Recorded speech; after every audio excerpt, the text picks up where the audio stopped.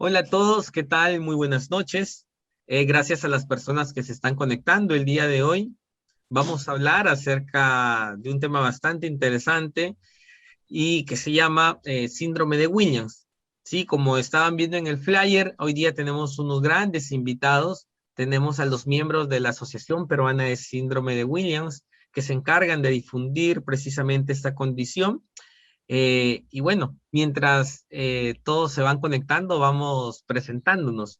Hola Almendra, Almendra Machado es la presidenta de la Asociación Peruana de Síndrome de Williams. Hola Almendra, ¿qué tal? Muy buenas noches. Buenas noches, doctor Nelson. Sí, buenas noches. Y también tenemos a Yadira Mojalot, que es la representante de los padres en general de la Asociación Peruana de Síndrome de Williams. Hola Yadira, muy buenas noches. Doctor Nelson, buenas noches aquí desde la selva peruana saludándolo. Estamos acá Qué gusto. ¿Desde qué parte de la selva, Yadira? en Pucallpa, doctor. Desde Pucallpa, mire, qué gusto, qué gusto. Gracias por haber aceptado la invitación, Almendra, Yadira, la idea y a todas las personas que se están conectando. Pueden ir dejando desde ya sus preguntas, pueden ir compartiendo este video con otras personas que creen que les puede interesar. Y bueno, la idea es aclarar muchos de los conceptos principales sobre esta condición llamada síndrome de Williams y poder dar bastantes respuestas, ¿sí? Entonces, esperamos unos segundos más que la gente termine de conectarse. Por favor, no olviden de darle like a la página. Y bueno, ¿cómo está por allá el clima, Yadira? Allá en Pucallpa. ¿Sigue Bueno, calor? hoy día, después de haber tenido una semana totalmente sofocante, realmente nos ha bendecido Dios con una lluvia hoy. Así que digamos que se Genial. ha puesto un poco fresquito. Genial, genial, genial, Yadira. Entonces, bueno, vamos a comenzar hablando sobre el síndrome de Williams, ¿sí? Almendra y Yadira van a estar haciendo algunas preguntas, yo las voy a ir respondiendo y si ustedes tienen más preguntas, por favor, comenten, pónganlos en los comentarios que la vamos a resolver. Comencemos, Almendra. Sí, buenas noches, doctor. Agradecido con usted por su tiempo y por estar acá con nosotros. La primera pregunta que queríamos hacerle desde la asociación era, ¿cuáles son las características para poder identificar a un paciente con síndrome de Williams? Genial. Entonces, primero hay que tener en cuenta que el síndrome de Williams es una condición genética, ¿sí? Se da desde el momento en que el espermatozoide se unió con el óvulo, en ese momento que se forma el cigoto, desde ahí ya tenemos una alteración genética que justamente está caracterizado por una deleción, es decir, falta una parte de ADN en el cromosoma 7.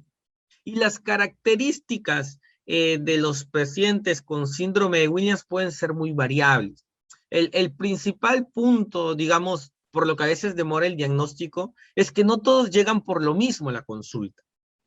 Los pacientes con síndrome de Williams tienen unas características faciales bastante marcadas, ¿sí? A veces pueden tener, por ejemplo, una frente amplia, una nariz corta pero con la punta ancha, las mejillas un poquito llenas, la boca suele ser un poco ancha y labios gruesos, pero no suelen llegar por eso a la consulta, ¿no? ¿Por qué llegan? Algunos llegan principalmente por un retraso en el desarrollo, es decir, demoran en hablar, demoran en caminar, y esto es una característica de ellos.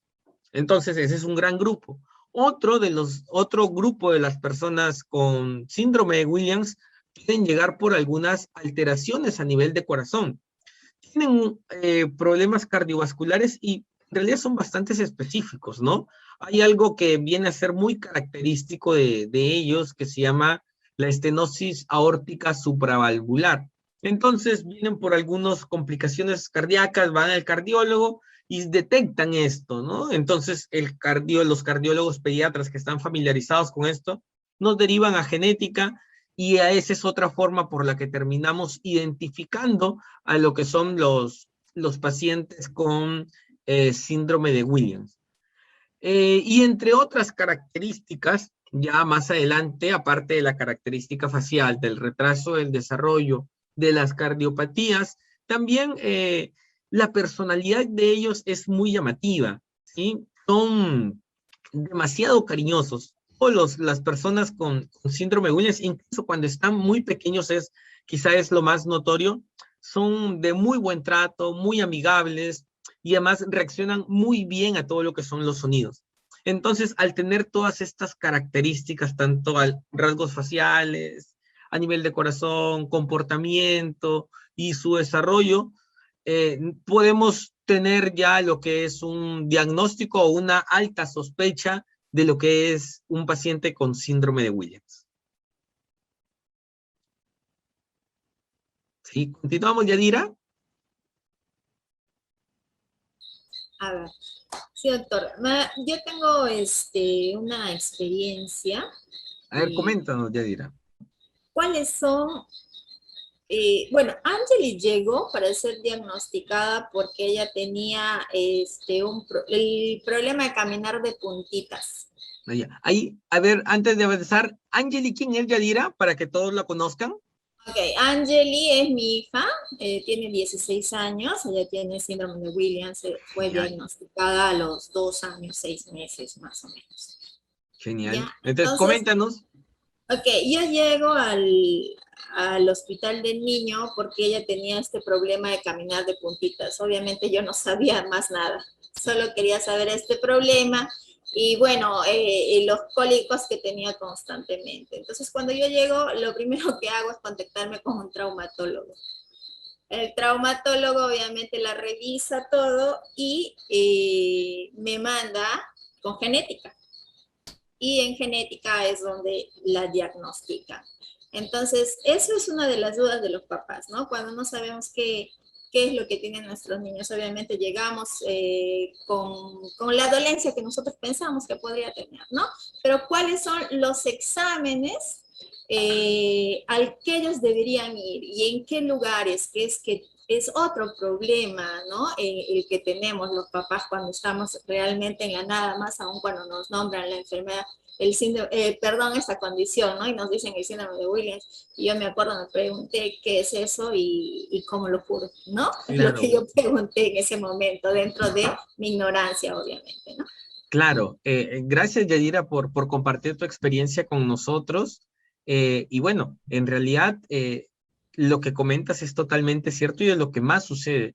Recordar que cuando vamos a diagnosticar, una vez que diagnosticamos el camino, el síndrome de Williams, digamos que ya tenemos un camino por recorrer, pero en realidad una de las dificultades es que los pacientes no vienen con un cartel diciendo tengo síndrome de Williams.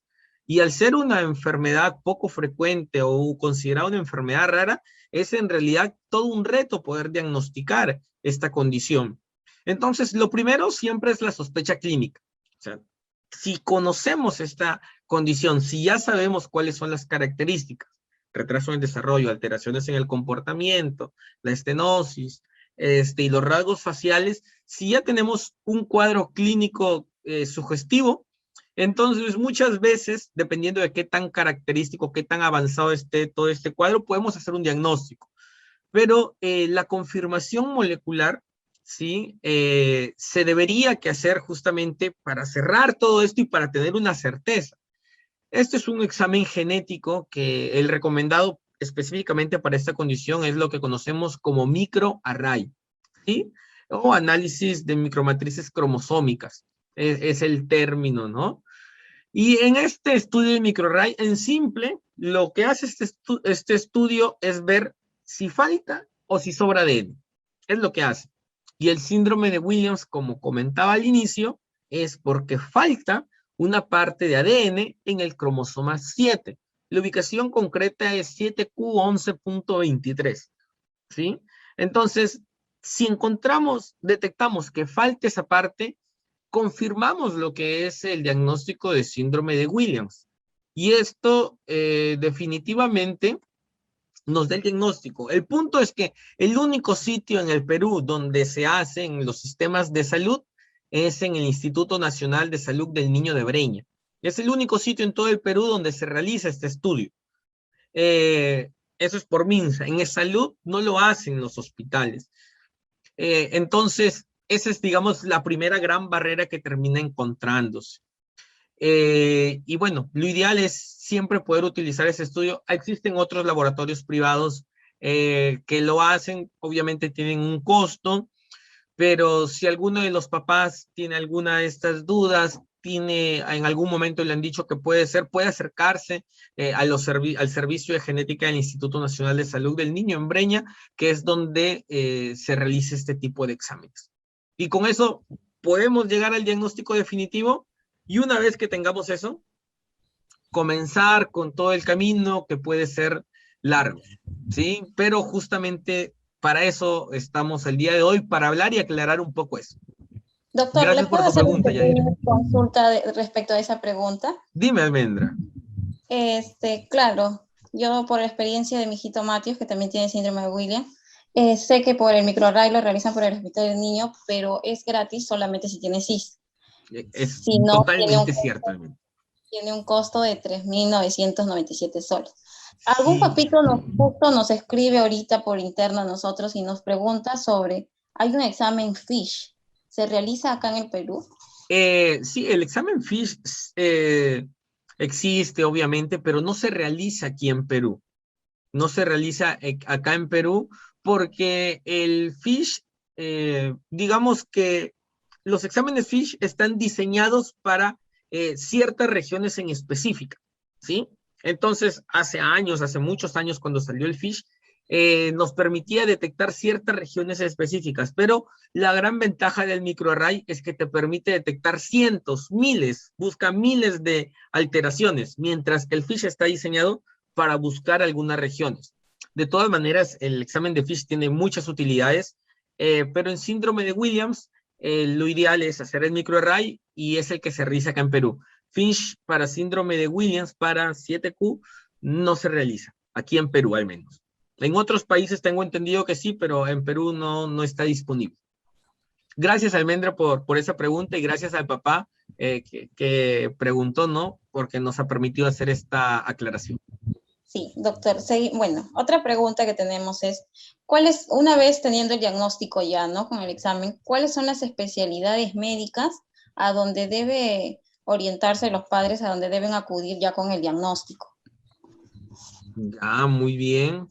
Entonces, una vez que tenemos el diagnóstico de síndrome de Williams, es necesario entender que este tipo de condiciones genéticas siempre deben que tener un manejo multidisciplinario. O sea, es imposible en este tipo de condiciones infrecuentes o enfermedades raras que un solo médico se dedique a ver todo. Es necesario evaluarlo por múltiples especialidades. Ya se sabe que cuando el manejo es integral, los resultados son mejores. Entonces, vamos repasando lo que habíamos visto, ¿no? Uno de los principales motivos de consulta es el retraso del desarrollo y alteraciones del comportamiento. Entonces, ¿qué se necesita? Se necesita una evaluación por medicina física y rehabilitación para elaborar un plan de terapias, ¿sí? Pues hay que recordar que las terapias son múltiples, ¿no? A veces pensamos, terapia es una sola, pero tenemos terapia de lenguaje, terapia ocupacional, terapia física, de conducta y muchísimas más. Entonces, siempre una evaluación por medicina física y rehabilitación para elaborar el plan de terapia. 2, ¿qué más tenemos? Tenemos que también pueden tener su alteración cardiológica. Entonces, a veces los que vienen por alteración de comportamiento ni siquiera se ha evaluado la parte cardiológica, porque obviamente no sospechábamos que podía tener síndrome de Williams, pero una vez que ya tenemos el diagnóstico, es necesario hacer una evaluación cardiológica justamente para descartar esta estenosis que estábamos hablando al inicio, ¿sí?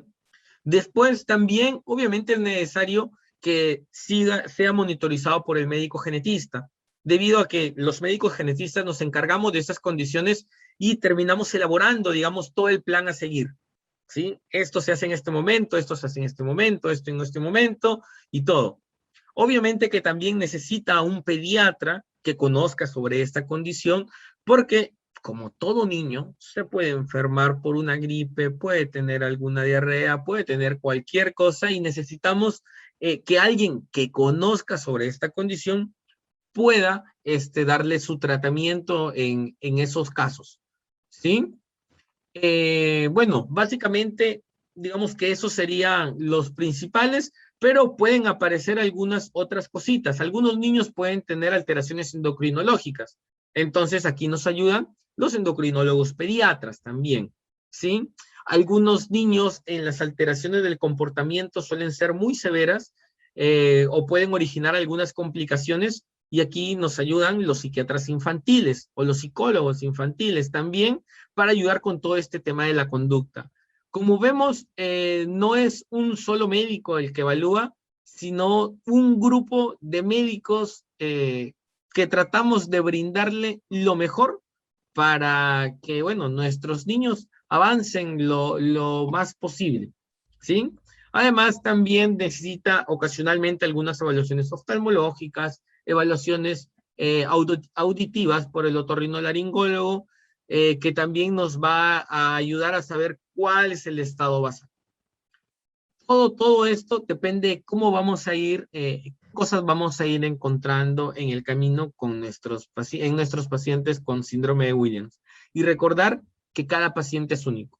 Que si bien existen muchas recomendaciones y todo, ningún paciente con síndrome de Williams es igual a otro paciente con síndrome de Williams. Entonces, la idea, siempre debemos tener en mente que las recomendaciones son esas, recomendaciones, pero que el seguimiento se debe que individualizar para cada uno. ¿Sí? Genial, muchas gracias por la pregunta, Almendra. Yo, otra vez, doctor. Dime, Yadira.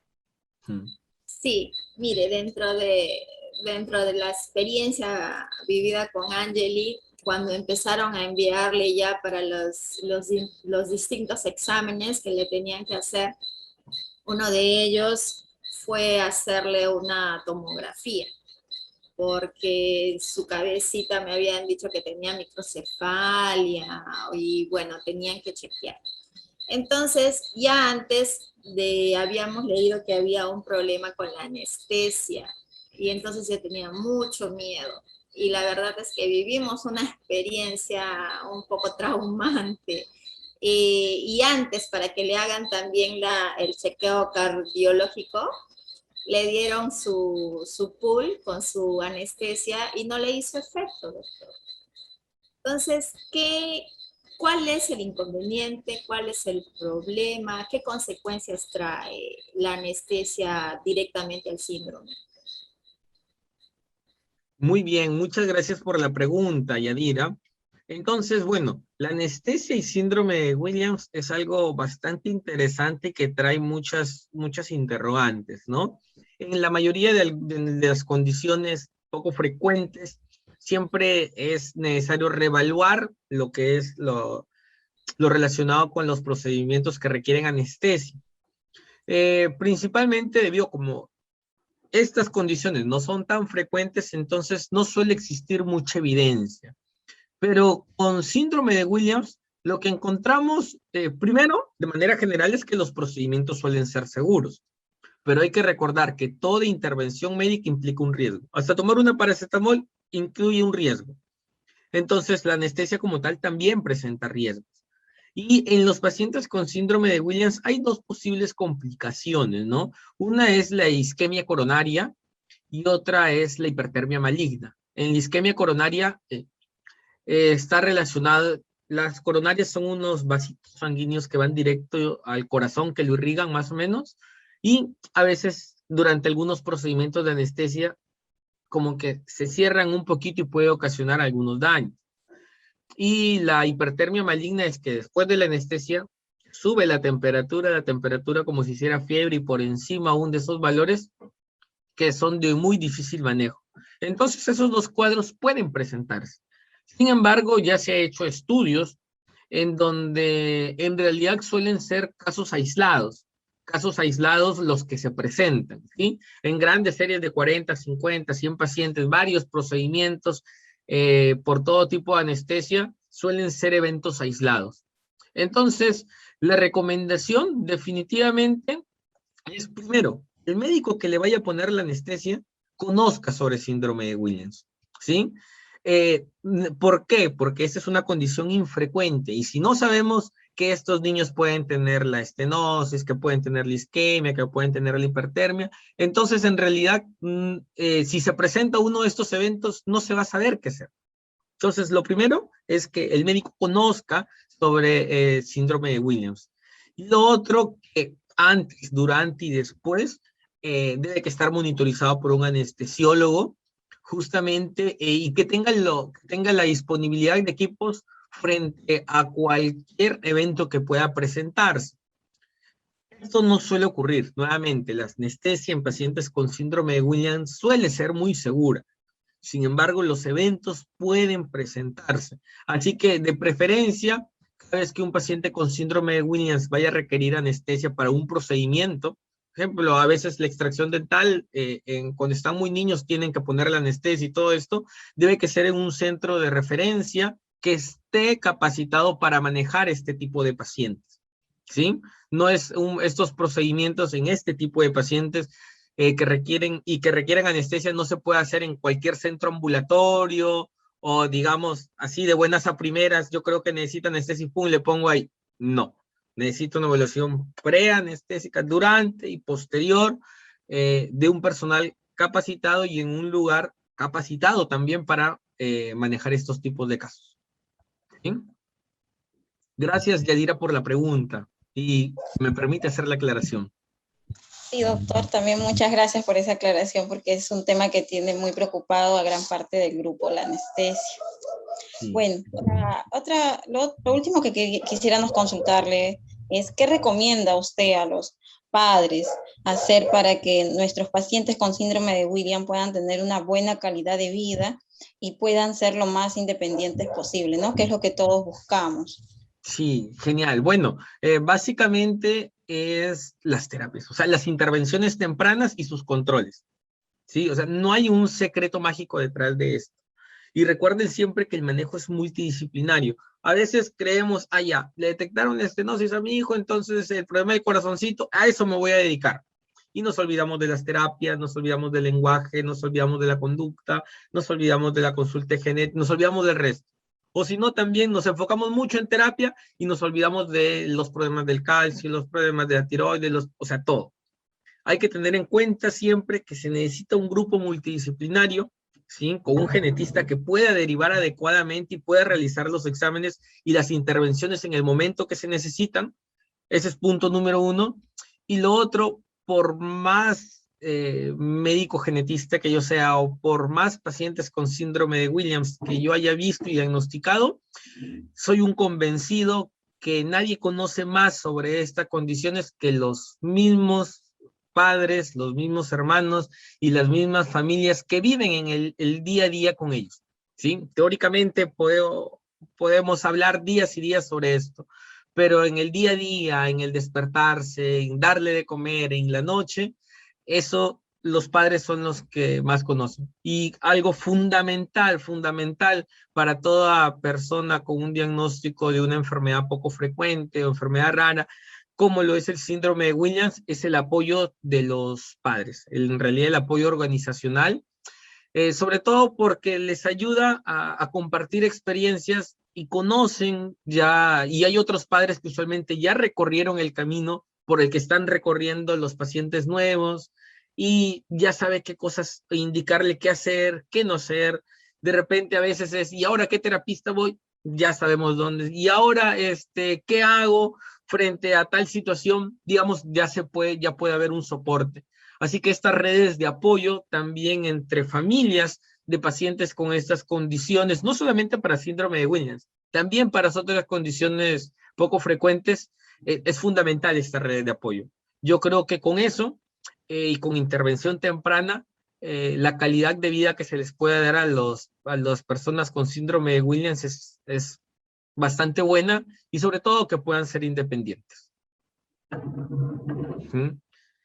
Listo, bueno, creo que estamos con el tiempo. Ha sido un gusto poder conversar con ustedes. En realidad espero haberles aclarado muchas dudas, espero haberles ayudado y a todas las personas que nos han estado acompañando durante este tiempo. También espero haberles ayudado y por favor compartan este video, no se olviden de dejar su like, me gusta. Y bueno, Yadira, Almendra, por favor, quisiera antes de irnos que ustedes nos hablen un poco de la Asociación Peruana de Síndrome de Williams y que inviten a todas las personas que están conectadas a que conozcan y que nos ayuden con la difusión justamente de esta condición. Yadira Almendra. Sí, doctor, muchas gracias por su tiempo, por haber compartido con nosotros sus conocimientos, ¿no? Invitar a las personas que están escuchando, que están en este momento viéndonos, a visitar nuestras páginas en Facebook. Tenemos una página, Asociación Peruana de Williams, al igual en Instagram. Y también ahí encuentran el número de teléfono para poder ubicarnos, ya que tenemos un bonito también grupo en el WhatsApp, donde les brindamos todo el apoyo, charlas, y estamos constantemente apoyando a todos los padres, ¿no? Muchas gracias, Yadira, desde Pucallpa, ella está representando a los padres, al grupo en general. Muchas gracias, doctor. Muchas gracias, Yadira. Muchas gracias, Almendra. Yadira, ¿algún mensaje también de despedida para todos los que nos han acompañado ahorita en este momento? Sí, claro. Bueno, como ya nos dijo Almendra, ¿no? Comuníquese, siempre es bueno tener este apoyo entre padres, sobre todo para los papás que recién están recibiendo el diagnóstico.